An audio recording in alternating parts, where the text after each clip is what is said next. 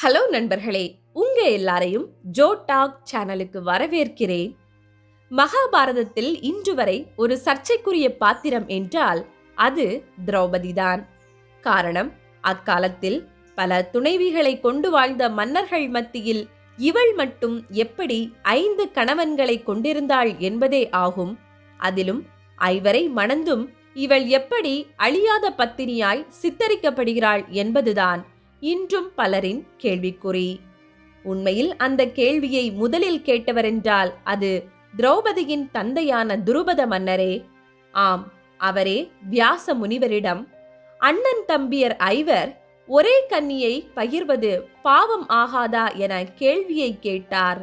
அப்படி அந்த சந்தேகத்தை தீர்க்கும்படியாய் வியாசர் ஏன் திரௌபதியானவள் 5 பாண்டவர்களின் மனைவியாக வேண்டும் என்பதற்கான காரணத்தை குறித்து கூறிய திரௌபதியின் முன்ஜென்மம் குறித்தும், அதாவது நளாயினி சரித்திரம் குறித்தும், இன்றும் பரவலாக நம் மாநிலத்தில் வைக்கப்படும் பெயரான நளாயினிக்கும் திரௌபதிக்கும் உள்ள தொடர்பு குறித்தும் நாம இன்னைக்கு இந்த பதிவுல கேட்கலாம்.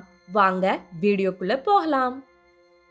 நிடத நாட்டை ஆண்ட நளன் மகாராஜாவிற்கும் தமயந்திக்கும் பிறந்த ஒரே மகளே நளாயினி.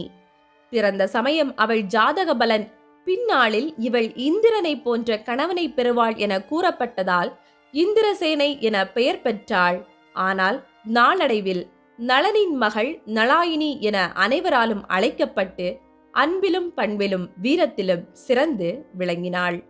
வளைந்த இடை, குனிந்த தலை, அன்ன நடை என பொன்னிற மேனியும் பார்ப்பவரை வசீகரிக்கும் உடற்கட்டும் கொண்டு ஒளிமுகம் படைத்த உருகுலையா மங்கையாய் இளமை பூரிப்பில் வளர்ந்தாள் நளாயினி. நளனும் இப்படி பருவம் வந்த தன் பெண்ணை வீட்டில் வைப்பது சரியில்லை என்று எண்ணி அவளுக்கு சுயம்பரம் நடத்த திட்டமிட்டான். ஆனால் நளாயினியின் மனநிலையோ வேறு விதமாயிருந்தது. ஆம், அவள் நளனிடம், தந்தையே, நான் இந்நாள் வரை என் மனம் விரும்பிய ஆடவரை கண்டதில்லை. அதனால் எனக்கு திருமண ஆசையும் வந்ததில்லை. என் கனவையும் கற்பனையையும் அறிந்தவர் ஈசன் ஒருவரே ஆவார். அவரே எனக்கான துணையை என் கண்ணில் காண்பிப்பார். அதுவரை நான் சிவ பூஜை செய்ய விரும்புகிறேன் என்றாள். மன்னனும் மகளின் அவ்வார்த்தையை கேட்டு அதை மறுக்க இயலாமல் சரி என ஒப்புக்கொண்டு அவள் பூஜை செய்வதற்கான தனி மாடம் ஒன்றை கட்டி அதில் உதவிக்காய் பணிப்பெண்களையும் அமர்த்தி நளாயினியிடம் அரச முத்திரை பதித்த மோதிரம் ஒன்றினை கொடுத்துவிட்டு, மகளே, நீ விரும்பும் சிவபூஜையை கவனத்துடன் மேற்கொள். என்று உனக்கு ஏற்ற ஆடவரை நீ தேர்ந்தெடுக்கிறாயோ அன்று அவனிடம் இந்த மோதிரத்தை அளித்து என்னிடம் அனுப்பிவை. அதை கண்ட மாத்திரமே நான் திருமணத்திற்கான ஏற்பாடுகளை துவங்கிவிடுவேன் என்றார். அவ்வாறே நளாயினியும் அதை ஒப்புக்கொண்டு தோழியருடன் கன்னி மாடத்திலே வசித்து தொடர்ந்து சிவ பூஜைகளிலே தன்னை ஈடுபடுத்திக் கொண்டாள். இது இப்படியே பூமியில் நிகழ்ந்து கொண்டிருக்க, தேவலோகத்திலே ஒரு நாள் இந்திரனின் சபையில் இருந்த முனிவர்களுக்கு மத்தியில் கற்பில் சிறந்தவள் யார் எனும் வாதமானது எழுந்தது. அதில் நாரத மகரிஷியோ என்னை பொறுத்தவரை அது பூமியில் வாழும் நளனின் மகள் நளாயினியே என வாதிட்டார். அதை கேட்ட இந்திரரோ, என்ன நாரதரே, 7 உலகங்களிலும் பயணிக்கும் நீர் என் மனையாளையோ மும்மூர்த்திகளின் மனைவியையோ கூறாமல் பூலோக பெண் ஒருத்தியை புகழ்ந்து கூறுகிறீரே, அப்படியென்றால் நான் அப்பெண்ணை சோதித்தாக வேண்டுமே என்று கூற, அதை கேட்டதும் அருகில் இருந்த மௌத்கல்ய முனிவரோ, இந்திரா, அப்பணியை நானே மேற்கொள்கிறேன் என கூறி பூலோகம் புறப்பட்டார். மௌத்கல்யர் ஒரு வயது முதிர்ந்த முனிவர் ஆவார். அதிலும் உடலில் உள்ள எலும்புகளை எல்லாம் கைவிட்டு எண்ணும்படியான தோல் ஒட்டிய சுருங்கிய மேனி கொண்டவர் அவர். அதற்கு காரணம், அவர் மாதம் 2 முறை மட்டுமே உணவு உண்ணும் பழக்கம் கொண்டவர் ஆவார்.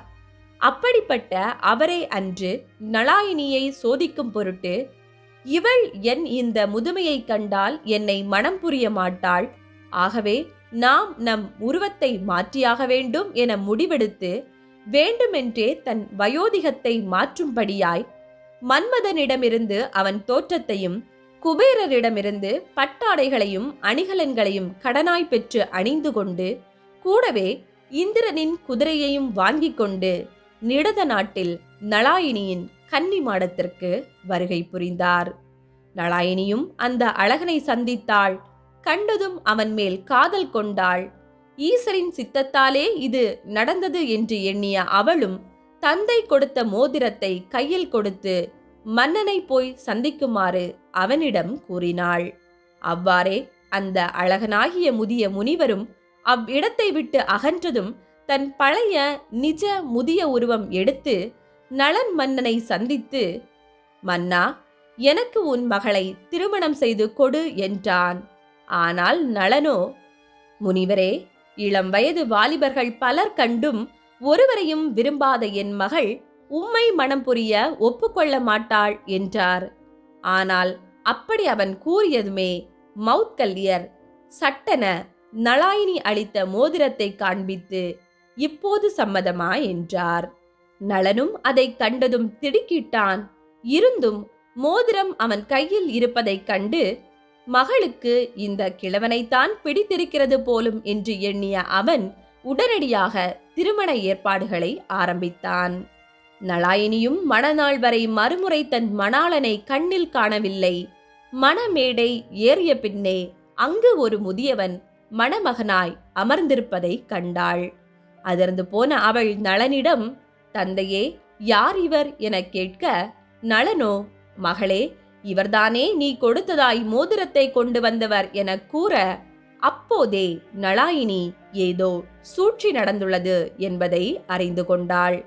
இருந்தும் அவள் மேடையில் இருப்பவன் முனி போல தெரிகிறானே, இப்போது இவனை மணக்க மாட்டேன் என்று கூறினால் அவன் சாபம் அளிப்பது உறுதி என்று எண்ணம் கொண்டவளாய் தனக்கு சற்றும் பொருத்தமில்லாத முனிவருடன் வாழ்க்கையை வாழ சம்மதித்தாள். அப்படியே மனம் முடிந்ததும் மகிழ்வுடனே தன் இல்வாழ்க்கையை வாழ துவங்கினாள். ஆனால் மௌத்கல்யரோ, அவலட்சணமாயிருக்கும் என்னை அறிந்தும் தேர்ந்தெடுத்த இவள் அன்பை சோதித்த பின்னே இவளுடன் வாழ வேண்டும், உண்மையில் இவள் கற்பில் சிறந்தவளா என அறிய வேண்டும் என எண்ணம் கொண்டு, முதலில், பெண்ணே, நீ இன்றே இந்த அரண்மனை சுகபோகங்களையும் ஆடம்பர வாழ்வையும் உதறிவிட்டு உன் தந்தையை விடுத்து கந்தல் உடுத்தி மண் பாண்டங்களுடன் என்னுடன் வந்து வனம் சென்று வசிக்க வேண்டும் என்றார். அவளும் தன் கணவனின் அவ்வார்த்தைகளை கேட்டதும் அடுத்த கணமே தந்தை தாய் அரண்மனை வாசம் என அது அத்தனையையும் துறந்து கானகம் சென்று அங்கு குடில் ஒன்று அமைத்து அதில் தங்கலானாள். அன்றிரவே முதல் இரவாய் அவர்களுக்கு போக இளமைக்குரிய கனவுகளுடன் அவள் கணவனின் அறைக்குள் நுழைந்தாள். நுழைந்ததும் முனியோ தன் இடுங்கிய கண்களால் நளாயினியை பார்த்து முகம் சுளித்தபடி, பெண்ணே, உன்னை பார்த்தாலே எனக்கு பிடிக்கவில்லை என்று என் மனம் பிடித்த மனைவியாய் நீ மாறுகிறாயோ, அன்றே நமக்குள் தாம்பத்தியம், தள்ளிப்போ என சீறினான். அவளும் அதை கேட்டு பதில் ஏதும் பேசாமல் மௌனமாய் ஒதுங்கி வெளியே வந்தாள். அன்றிலிருந்து ஒவ்வொரு நாளும் கணவனுக்கு பணிவிடை செய்வது, தவ நோன்புகளில் தன்னை ஈடுபடுத்திக் கொள்வது என காலங்களை கடத்தினாள் நளாயினி. ஆனால் அவள் எப்படி நல்லவிதமாய் பணிவிடை செய்தாலும் அதில் ஏதேனும் ஒரு குறை கண்டுபிடித்து அவளை வசை பாடுவதையே தன் வழக்கமாய் கொண்டிருந்தார் மௌத்கல்யர். ஆனால் அவள் எதற்கும் மனம் குன்றாமல் சிரிப்புடனே அந்த அத்தனை வேலைகளையும் மேற்கொண்டாள். இறுதியில் ஒரு நாள் மௌத்கல்யர் அவளை சோதிக்கும்படியாய் தன்னை ஒரு இளவரசன் போல உருமாற்றிக் கொண்டு நளாயினியை அணுகி அவளை தன் ஆசைக்கு இணங்குமாறு கூறினான். அவளோ மறுத்தாள். இருந்தும் அவன் அவளை வலுக்கட்டாயமாய் அடைய முயன்றான். தடுத்த அவள் அவனிடம், ஆடவனே, நான் பதிவிரதை, என்னை இனி நீ தொட்டால் பெரும் நோய்க்கு உள்ளாவாய் என சபித்தாள். ஆனால் இளவரசன் வேடத்தில் இருந்த முனிவனோ, இவள் என் மனைவிதானே, இவள் சாபம் நமக்கு பலிக்காது என எண்ணம் கொண்டு மீண்டும் அவளை அணைக்க முயல, உடனே பெரும் நோயான தொழுநோய் அவனை பீடித்தது. அரச வேடம் விடுத்து அவன் தன் நிஜ உருவாகிய முனி உரு எடுத்தும் அந்நோயானது அவனை விட்டு நீங்கவில்லை. அப்போதே நளாயினியும் இது நம் கணவனல்லவா என எண்ணி தன் சாபத்திற்காய் வேதனையுற்றாள். தொழுநோய் பற்றி கொண்டதால் முனியின் மேனி முழுக்க புண்ணாய் போனது. அதிலிருந்து சீழ் வடிந்தது. அதனால் துர்நாற்றமும் அதிகமானது. ஆனால் நளாயினியோ அது குறித்து சற்றும் அருவருப்பு படாமல், நம்மால் அல்லவா இவருக்கு இந்நிலைமை என்று எண்ணி தினமும் அவர் புண்களை துடைத்து மருந்திட்டு நாற்றம் தெரியாமல் இருக்க வாசனை திரவியங்களை தடவி அவரை அன்புடன் கவனித்துக் கொண்டாள். ஆனால் அதையெல்லாம் கண்டும் முனிவருக்கு அவள் மேல் இரக்கம் வரவில்லை. சந்தேகமே அதிகம் வலுத்தது. பெண்ணான இவள் இல் வாழ்க்கையில் சுகம் அனுபவிக்காமல் நோயாளி என்னை பேணும் துன்ப வாழ்வில் அல்லவா இன்பம் கொள்கிறாள். விடக்கூடாது இவளை, இன்னும் இவளை சோதிக்க வேண்டும் என தீர்மானம் கொண்டார். அதன்படி எப்போதும் மாதம் 2 முறை மட்டும் தான் உண்டுவிட்டு மீதம் வைக்கும் உணவையே உண்ணும் பழக்கம் கொண்டிருந்த நளாயினிக்கு ஒரு முறை தான் உணவருந்தும் போது தான் உண்ணும் இலையிலே நீண்ட நாளாய் அழுகிய நிலையில் இருந்த தன் கட்டை விரலானது உதிர்ந்து விழ, அதை வேண்டுமென்றே முனிவர் மீதமிருந்த சோற்றிலே வைத்துவிட்டு எழுந்து சென்றார். எழுந்தவர் அருகில் போய் தூங்குவது போல பாசாங்கு செய்து, இப்போது நளாயினியின் முகபாவத்தை வைத்து அவளது உண்மையை கண்டுபிடிக்க வேண்டும் என்று படுத்து கொண்டார். ஆனால் அவளோ எந்தவித உணர்வையும் வெளிக்காட்டாமல் விரலை தூக்கி ஓரமாய் வைத்துவிட்டு சுவைத்து அந்த மீத உணவை உண்ணலானாள். அதை கண்டு கோபம் தலைக்கேறி போன முனிவர், இவளை என்ன செய்தாலும் இவள் நல்லவளாகவே தெரிகிறாளே என நினைத்துவிட்டு அந்த உணவையும் முழுதாய் அவளை உண்ணவிடாமல் உதைத்து அவளை தள்ளிவிட்டு, பெண்ணே, என்னுள் காமத் தீயானது எரிகிறது. ஆனால் உன்னை கண்டால் எனக்கு எரிச்சலும் குமட்டலுமே உண்டாகிறது. ஆகவே என் ஆசையை அடக்க என்னை இப்போதே கணிகையர் வீதிக்கு அழைத்து செல் என்றார். அவளும் உடனே தன் கையை அலசிவிட்டு, கணிகைகள் படுக்கை சுகமளிக்க பணத்தை கேட்பார்களே, என்ன செய்ய என சிந்தித்து கழுத்தில் கிடந்த தாலி சரடை கழற்றி அதில் தாலியை மட்டும் மஞ்சள் கயிற்றில் கட்டி அணிந்துவிட்டு சரடை விற்று கணவனை கணிகையர் வீதிக்கு அழைத்து செல்ல தயாரானாள். தொழுநோயாளி கணவனோ உடல் முழுதும் புண்களை பெற்று நடக்க முடியாதவன், உடலின் கால் பாகத்திற்கு மேல் உணர்விழந்தவன். அவனை எப்படி அழைத்து செல்வது என யோசித்த அவள் ஒரு கூடை ஒன்றை எடுத்தாள். அதில் மெல்லிய பஞ்சு துணியை விரித்தாள். பின் தன் இள கரங்களால் கணவனை தூக்கி கூடையினுள் வைத்து அவனை அப்படியே தலையிலும் சுமந்து பயணிக்கலானாள். அவ்வாறு சோகத்திலே சுமக்கும் அவளிடம் சோபிதமும் இருந்தது. அதே வேளையில் கூடையிலே அமர்ந்துள்ள அழுகிய உருவத்திடம் இருமாப்பும் புன்னகையும் இருந்தது. கிழவனோ, நளாயினி, வேகமாய் நட, நீ இடறினாலும் பரவாயில்லை, அதற்காய் என்னை கீழே போட்டுவிடாதே என அவளை துரிதப்படுத்தினான். ஆனால் அதற்கும் அவள், ஐயனே, ஏன் இப்படியெல்லாம் பேசுகிறீர்கள்? ஆவியே போனாலும் இக்கூடையை கீழே போட மாட்டேன். என் விலை மதிப்பில்லாத பொருளல்லவா தாங்கள் என கூறியபடி தன் நடையை வேகமாக்கினாள். அதை கண்டு வீதிகளில் சென்றவர்களோ, ஐயோ, நம் மன்னனின் மகளுக்கா இந்நிலைமை? முனிவன் பர்ணசாலை சென்று தவமும் தலமும் அல்லவா காண வேண்டும். ஆனால் இவன் இப்படி வேசி தொழில் செய்யும் தாசி வீட்டிற்கல்லவா செல்கிறான். அதுவும் கட்டியவளை கொண்டல்லவா கூட்டி போக வைக்கிறான். இவளுக்கும் என்ன பைத்தியம் பிடித்து விட்டதோ? ஒரு பெண் எதை வேண்டுமானாலும் விட்டு கொடுக்கலாம், இப்படி கணவனையே இன்னொருத்திக்கு விட்டு கொடுக்கலாமா என பலவாறு பேசினர். ஆனால் அதையெல்லாம் கேட்டும் நளாயினியோ, பெண்களுக்கு கணவனே தெய்வம், அவன் விரும்பும் ஆசையை நிறைவேற்றுவதே மனைவிக்கு லட்சணம். என் கணவன் பிணியாளன்தான், ஆயினும் அவன் எனக்கு தேன்கனியே என மனதில் எண்ணியவாறு அழுகிய வண்டு ஒன்றினை கரிய மலரிடம் இழுத்துச் செல்லும் தென்றல் காற்றைப் போல கணவனை சுமந்து விலைமகளின் இல்லம் வந்து சேர்ந்தாள். அங்கு அலங்கரித்த கதவை தட்டும் முன்னரே அது திறக்கப்பட்டது. கூப்பிடுவதற்கு முன்னரே ஒரு முகமும் எட்டி பார்த்தது. அந்த முகத்தை கண்டதுமே மௌத்கல்லியர் முகம் மலர்ந்து, சுகம் கண்டேன், சுகம் கண்டேன் என தன் சுருங்கிய முகத்தில் பயங்கர ஒளி தோன்ற தன் விரலற்ற கரம் நீட்டி அப்பெண்ணை வாழ்த்தினார். அதை கேட்ட விலைமாதுவும் விஷயம் என்ன என நளாயினியிடம் கேட்க, அவளோ, பெண்ணே, இவன் என் கணவர். உன்னிடம் வரவேண்டும் என்று ஆசை கொண்டார். நானோ பதி சொல் தவறாத பத்தினி. ஆகவே இவரை இங்கு அழைத்து வந்தேன். இதோ அதற்கான பணம் என பணமுடிப்பை கொடுத்தாள். அதை கேட்டதும் அந்த விலைமகளோ, கணவனை தாசி இல்லம் அழைத்து வரும் மனைவியை இன்றே முதலாய் காண்கிறேன் என கூறிவிட்டு பணத்தை வாங்கி அவனை உள்ளே அழைத்து கொண்டு கதவை மூடிக்கொண்டாள். அப்படியே நளாயினியும் தன் பசிக்கு கூட உணவு தேடாமல் வாயில் தூணில் சாய்ந்தபடியே கணவன் வெளிவரும் வரை அவனுக்காய் காத்திருந்தாள். சில மணி நேரத்திலேயே கதவும் திறக்கப்பட தனிந்த கணவனை கூடையில் வைத்து மீண்டும் தூக்கியபடி வீட்டிற்கு புறப்படலானாள். அப்படி அவள் பயணிக்கும் அச்சமயம் சூரியன் அஸ்தமனமாகி மெல்ல மெல்ல இருள் படர ஆரம்பித்தது. குளிர்ந்த காற்று வீசத் துவங்கியது. சின்னதாய் வானில் மின்னலும் கண் சிமிட்ட ஆரம்பித்தது. அதை கண்ட கூடையில் இருந்த கிழவனோ வேண்டுமென்றே தன் ஒரு காலை தொங்கவிட்டு நளாயினியின் தோளில் எட்டி உதைத்து, வேகமாய்ப்போ, களைப்பாய் இருக்கிறது என நச்சரித்தான்.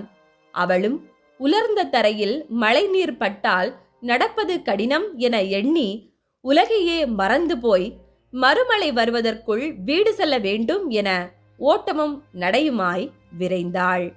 ஆனால் அவளின் துரதிர்ஷ்டம், போகும் வழியில் கவனமில்லாமல் அங்கு கழுமரத்தில் ஏற்றி கொல்லப்பட வேண்டும் என மன்னனால் தண்டனை விதிக்கப்பட்ட மகரிஷி மாண்டவியர் கூர்மையான மரத்தில் அவர் ஆசனம் பதியுமாறு உட்கார வைக்கப்பட்டு அதனால் பின்புற சதை துளைத்து இரத்தம் சொட்ட சொட்ட தொங்கிக் கொண்டிருந்தார். அவரை அறியாமல் அவள் மோத நேரிட்டது. அதனால் மகரிஷியின் உடல் இன்னும் ஒரு அங்குலம் உள்ளிறங்க, அதனால் தாங்க முடியாத வேதனையை அவர் அனுபவித்தார். ஆனால் அந்த இருட்டில் நடந்த அந்த நிகழ்வை அறியாத நளாயினியோ நிற்காமல் தன் நடையை மேலும் தொடர்ந்தாள். அதை கண்ட அந்த ஆணி மாண்டவியரோ வேதனையின் மிகுதியால் கத்தியபடி, பெண்ணே, யார் நீ? இப்படி என்னை இடித்து காயப்படுத்திவிட்டு எதுவும் நடவாதது போல நடக்கிறாயே. உன்னாலேயே இப்போது நான் இந்த வேதனையை அனுபவிக்கிறேன். ஆனால் உன் கணவன் சுகமாயிருக்க எதை பற்றியும் கவலை கொள்ளாமல் அவனை நீ சுமந்து கொண்டு ஓடுகிறாயே. இப்படி எந்த கணவனை தெய்வமாய் மதித்து நீ ஓடுகிறாயோ அவன் இந்த இரவு முடிவதற்குள் இறந்து விடுவான். பொழுது புலர்ந்ததும் நீயும் விதவையாவாய் என சாபமிட்டு கத்தினான். அதை கேட்ட அவளோ அதிர்ந்து போய் திரும்பி பார்த்து, மகரிஷியே, நான் அறியாமல் இப்பிழையை செய்துவிட்டேன். இருட்டில் இப்படி ஒரு நிகழ்வு நடந்ததை கூட நான் அறியேன். என் கணவர் வேகமாய் செல் என்று கூறியதால் அதை மட்டுமே கவனத்தில் கொண்டு வெளி சிந்தனை இல்லாமல் நான் சென்று விட்டேன். தயவு செய்து என்னை மன்னியுங்கள்.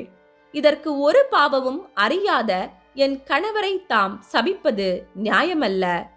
சாபத்தை திரும்ப பெற்றுக் கொள்ளுங்கள் என வேண்டினாள். ஆனால் மாண்டவியரோ அதை சற்றும் கருத்தில் கொள்ளாமல், நான் வேதனை உறுவது போல நீயும் வேதனை உற வேண்டும் என்று உறுதியாய் இருந்தார். அவளும் மீண்டும் மீண்டும் கண்ணீர் விட்டபடி, முனியே, நான் திருமணம் ஆகி இல்லறம் புகாத ஒரு புதுப்பெண் ஆவேன். என்னை இப்படி நீர் விதவையாய் போகுமாறு சபிப்பது நியாயமில்லை.